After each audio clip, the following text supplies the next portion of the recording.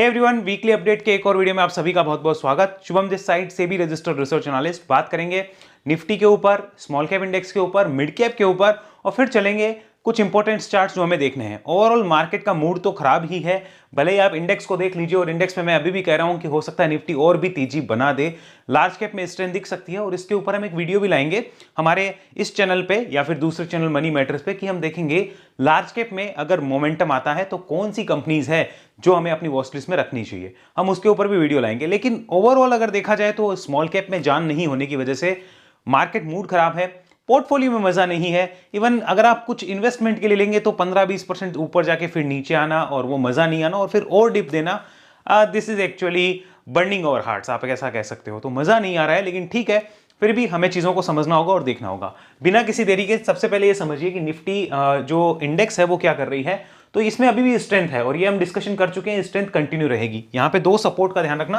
पहला होगा 750 740 के आसपास का, 25,740 या 750 का।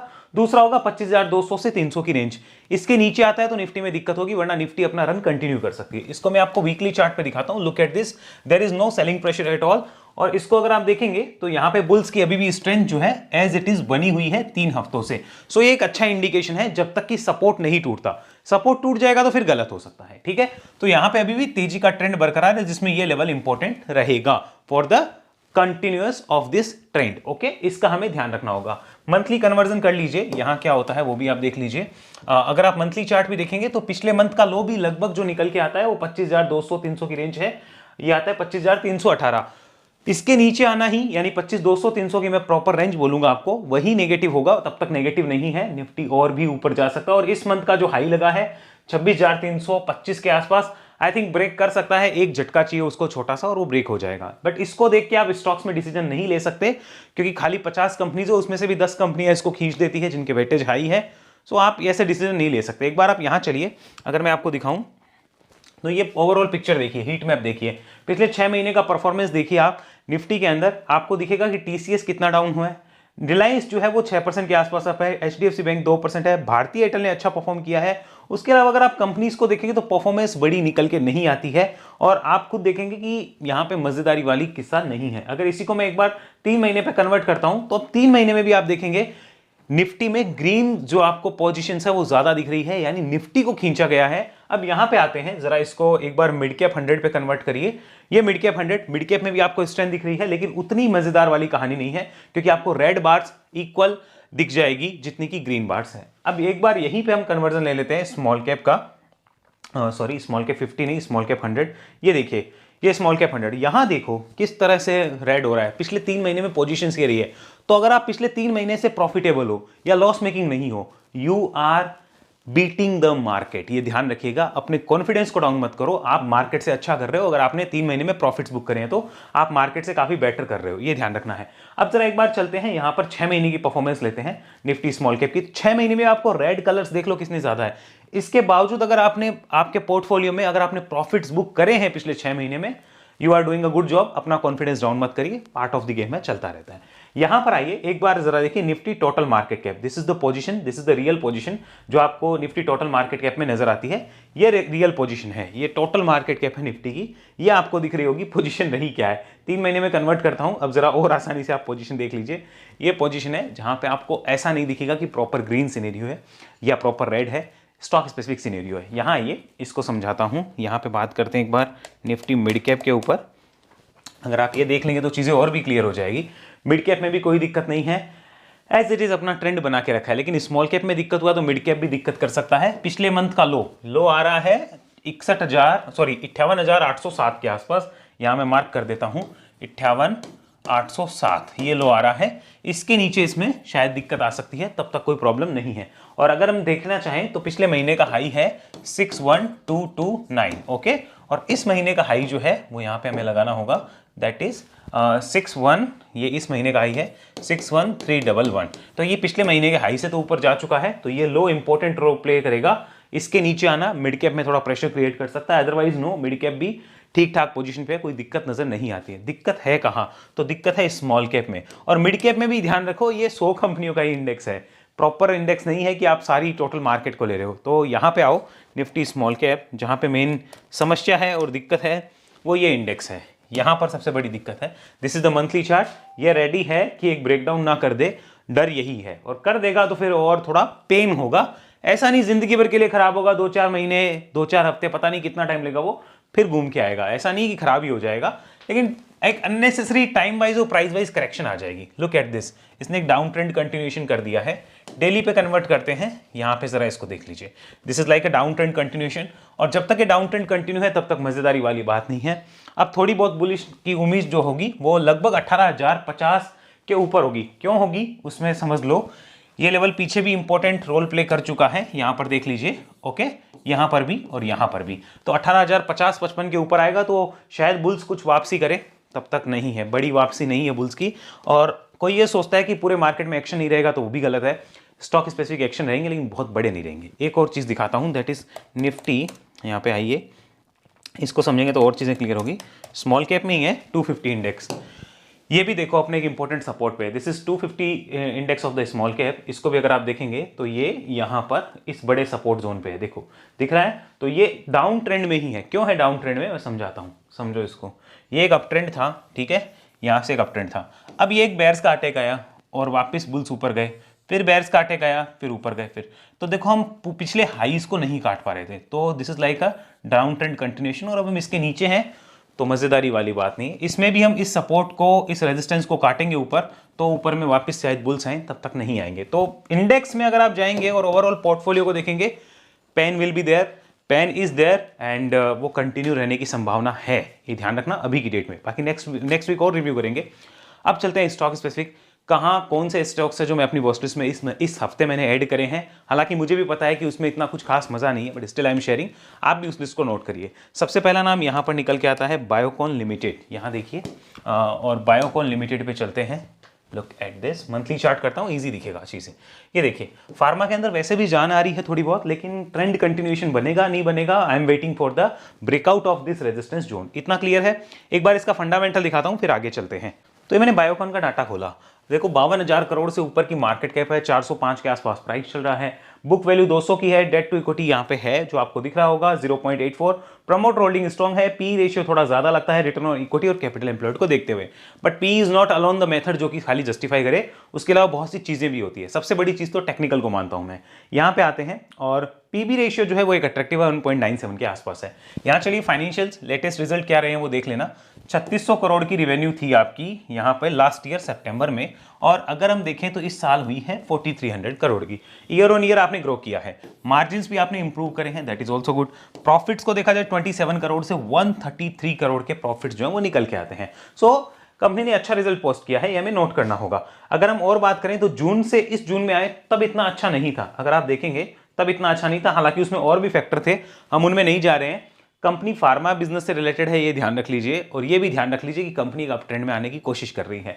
रिजल्ट्स देखने हैं, लेकिन हम उस रिजल्ट को देख के खाली अनुमान नहीं लगा सकते कि आगे क्या होगा, उसके लिए टेक्निकल पे आना ही पड़ेगा। ओवरऑल देखा जाए ठीक ठाक है। एक बार एक काम और करेंगे, एनुअल डाटा को भी चेक करेंगे, एनुअल डाटा क्या बोलते हैं। So if I go to the annual data, total revenue देखना, फॉर योर इन्फॉर्मेशन, ये रिवेन्यू में अदर इनकम भी इंक्लूड है, ये ध्यान रखना। तो यहाँ पे 16,500-700 करोड़ की रिवेन्यू है, और प्रॉफिट 763 करोड़ के आसपास के निकल के आते हैं। इससे पहले अच्छे प्रॉफिट्स और भी रहे हैं, अगर हम नेट प्रॉफिट की बात करें, वॉट एवर द रीजन, भले ही अदर इनकम से कुछ भी हो, लेकिन रहे हैं। अगर हम ऑपरेशनल इनकम या इबिटा की बात करें तो इबिटा सबसे अच्छा 2024 में था, और उसके बाद 2025 में भी था, लेकिन 2026 ये जो फाइनेंशियल ईयर है इसमें इतना अच्छा नहीं है। इससे पहले इबिटा इतना अच्छा नहीं आया था, ये ध्यान रखना है। शेयर होल्डिंग पे देखते हैं कोई चेंजेस है क्या। So if I check there, मुझे शेयर होल्डिंग पे शायद लगता है कोई खास चेंजेस होंगे नहीं। अगर हम देखें तो promoters holding as it is है, एफआईआईज ने थोड़ा बहुत बढ़ाया है, डीआईएज ने उतना ही बेचा है, पब्लिक के पास थोड़ा बहुत क्वांटिटी गई है, और लगभग 4.25 लाख शेयर होल्डर। तो यहाँ कोई बड़ा चेंज नहीं है, टेक्निकल को देखा जा सकता है बिना किसी डर के।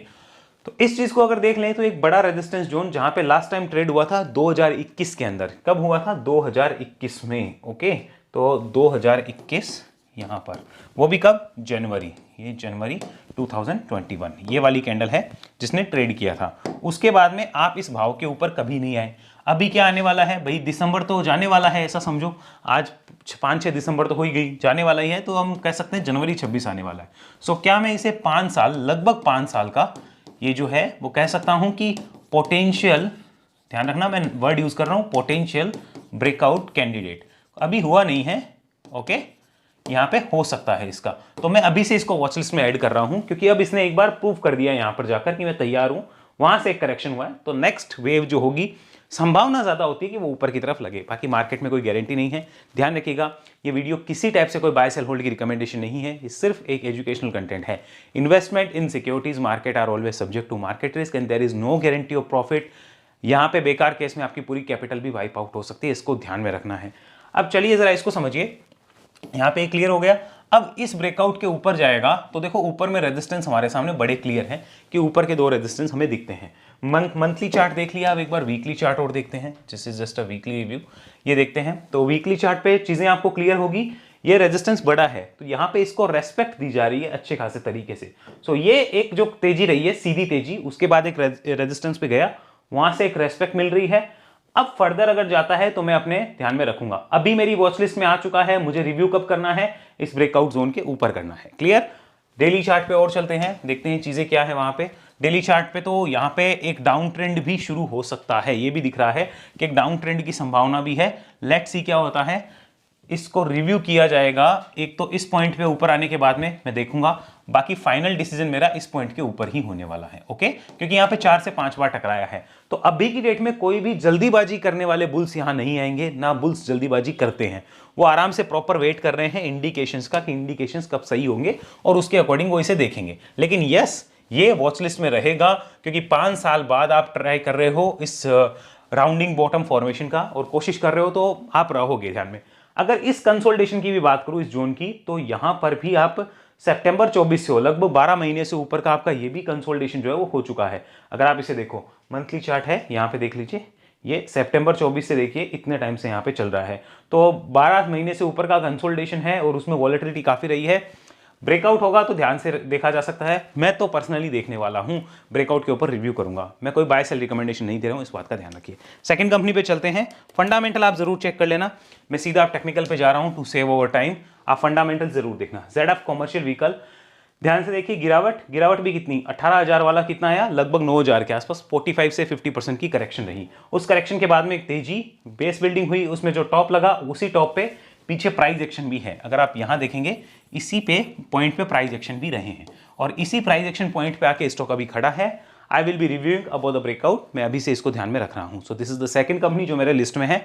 इस ब्रेकआउट का टाइम पीरियड अगर देखा जाए तो लास्ट ईयर दिसंबर और जनवरी के अंदर ही ये इस प्राइस पे था और अभी भी ये 12 मंथ्स का ब्रेकआउट करने को तैयार है। मुझे नहीं पता करेगा या नहीं करेगा, कल को यहीं से घूम गया, I don't care about that. मुझे मतलब है इसके ऊपर रिव्यू करना है, तब सोचूंगा क्या चीजें निकल के आती है और क्या नहीं। क्या मेरी तरफ से कोई बाय सेल रिकमेंडेशन है? Answer is no. हो सकता है कल को भारी ये स्टॉक नीचे गिर जाए, मुझे तो खाली इतना पता है, मुझे रिव्यू करना है, ओके। आप भी रिव्यू करो, आपका सेटअप क्या लगता है।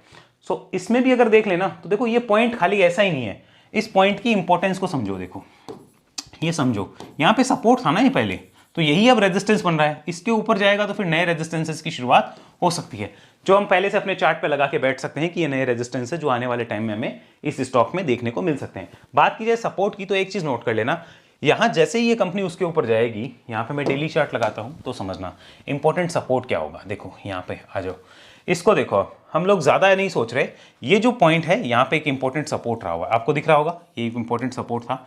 इसी पॉइंट पे अगर मैं आगे आ जाऊं तो देखो ये यहाँ पर भी इंपॉर्टेंट प्राइस एक्शन बना चुका है, ये आपको दिख रहा होगा टोटल रेंज।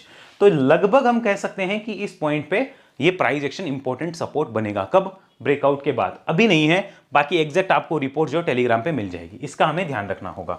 ये क्लियर हुआ। डेली चार्ट भी आप देख सकते हैं, अटेम्प्ट्स कितने हो गए हैं पिछले एक साल में। अगर अटेम्प्ट्स देखे जाएं तो यहां पर देखो 10-12 अटेम्प्ट तो यहीं दिख रहे हैं, और यहां पे अक्टूबर 2024 के बाद में 10-12 अटेम्प्ट वहां हुए, 2 अटेम्प्ट यहां हो गए, और 4 से 5 अटेम्प्ट, 3-4 अटेम्प्ट यहां पे हो चुके हैं इस जोन को काटने के।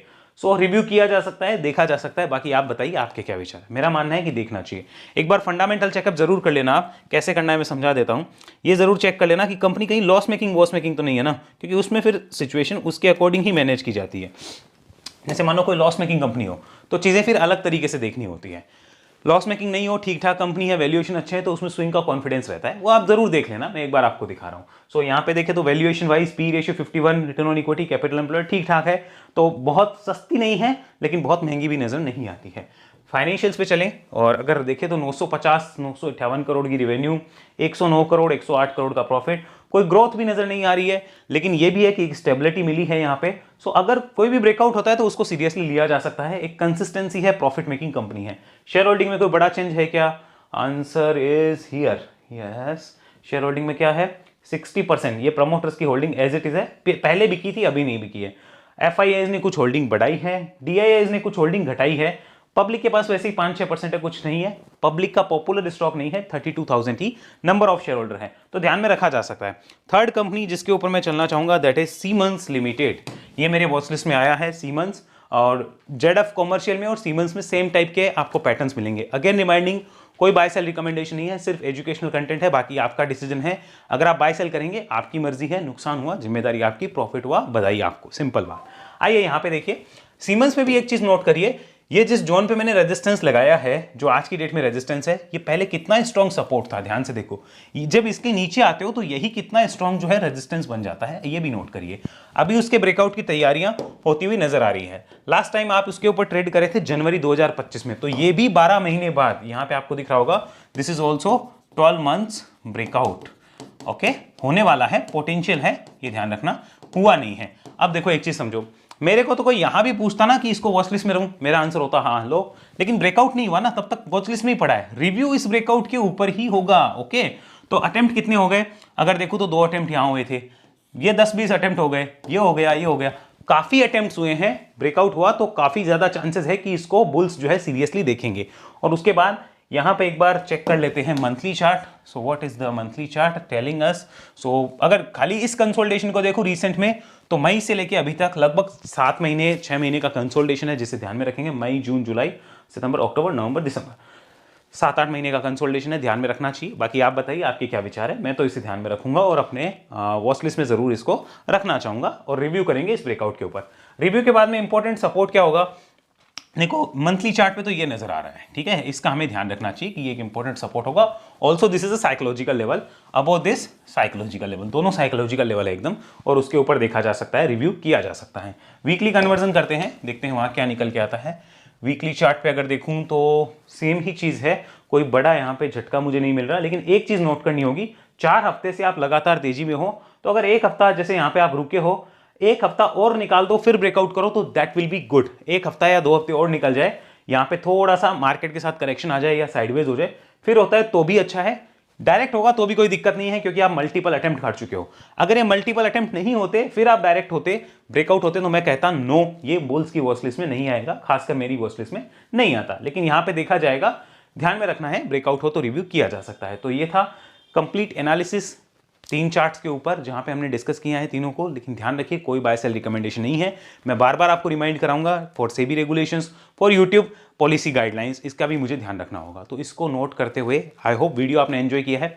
कोई भी तरीके से अगर आपको लगा हो कि इनके अलावा भी कुछ अच्छे कंपनीज है जो मैं मिस कर रहा हूं, तो उनका नाम आप कमेंट बॉक्स में बताइए। और ऐसी एनालिसिस मुझसे 1-to-1 सीखने के लिए आप आ सकते हैं हमारे वेब एनालिसिस में, जिसमें कि आपको इस नंबर पे व्हाट्सअप करना होगा। ध्यान रखिएगा, सीखने का मतलब कतई ये नहीं है कि आप जो है यहाँ पे करोड़ों कमा लेंगे, ऐसा बिल्कुल नहीं है। सीखने का मतलब ये है कि एक फर्स्ट स्टेप आपने लिया है कि आप डिसिप्लिन से उस चीज़ को फॉलो करना चाहते हैं या नहीं चाहते हैं, वो आपने उसके लिए फर्स्ट स्टेप लिया है। सो अगर आप चाहते हैं सीखना, आ सकते हैं वेब एनालिसिस में, और वहाँ पे हम ये जो सारा डिस्कशन है वो कंप्लीट डिस्कशन करने वाले हैं। और हमारी सेबी रजिस्टर्ड आरए सर्विसेज चाहिए तो उसके लिए भी आप हमारे इस नंबर पे व्हाट्सअप कर सकते हैं।